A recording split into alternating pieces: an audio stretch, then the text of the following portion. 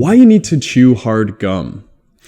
I bet you didn't know that our ancestors had great facial structures. We know this because scientists have excavated hundreds upon hundreds of skulls and found that they had impressive facial structures, cheekbones, jawlines. Why?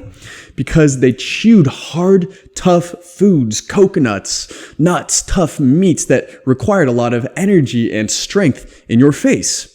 Nowadays, with all this fast food, processed food, soft, pillowy food, we don't activate our facial muscles at the same degree.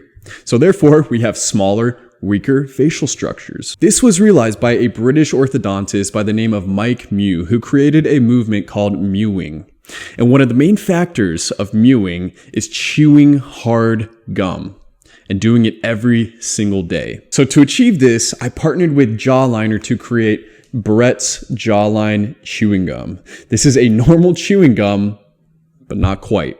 This gum is up to 15 times harder to chew than normal chewing gum.